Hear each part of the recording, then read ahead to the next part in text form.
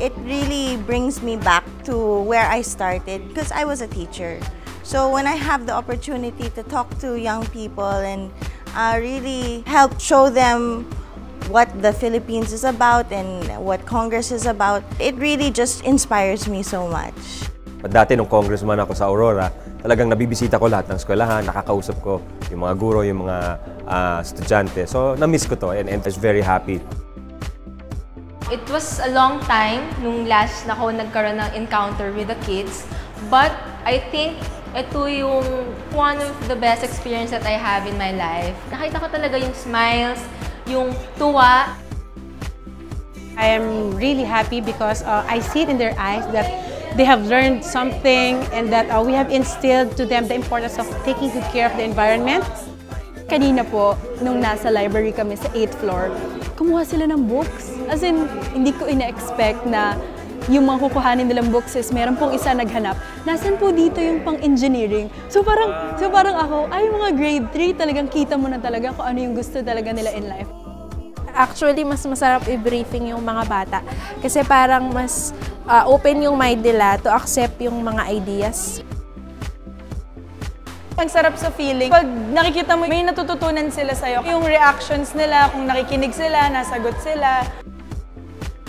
Nakakatuwa kasi nakikita mo talaga yung joy ng bata pag pumapasok sa isang lugar na alam nila para sa kanila. It's really, really good because it would be great for them to realize what I was just talking about when I went to their school. For them to come here physically and see for themselves, the kwento becomes real. And they know that what we really talked about is something that they can actually achieve, can become. Yan na kailangan natin ngayon eh. Mga bata na hungry for knowledge, gustong matuto talaga. Yun yung mga katulong din kasi sa bayan natin, the future.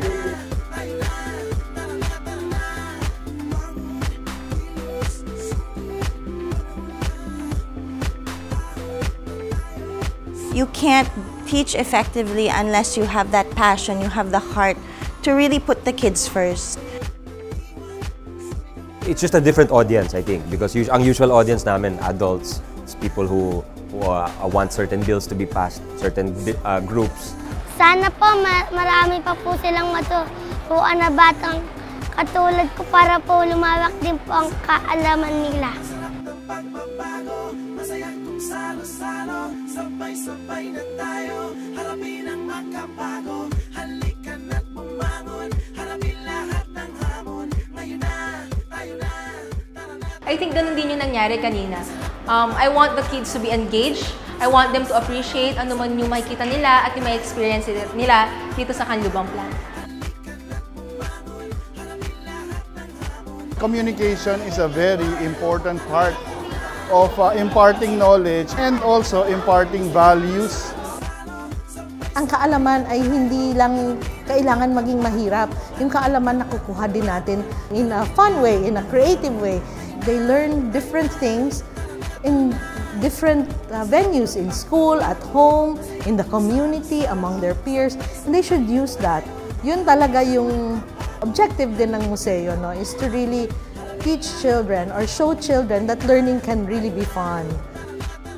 Yung sabi ko nga is mag-aral sila na mabuti dahil yun ang susi sa magandang kinabukasan. Pagka meron kang pangarap, huwag mo yung bibitawan. Hanggat hindi mo binibitawan yung pangarap na yon, alam mo, you will work hard for it eh.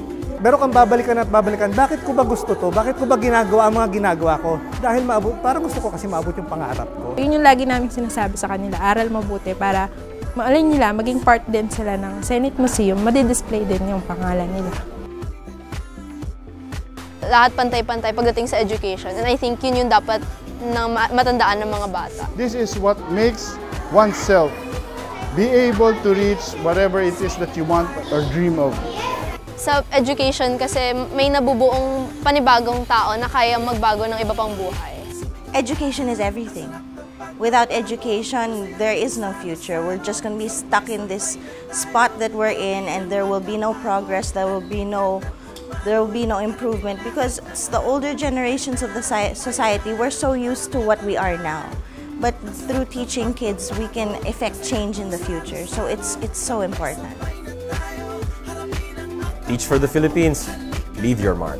Teach for the Philippines, leave your mark. Teach for the Philippines, leave your mark.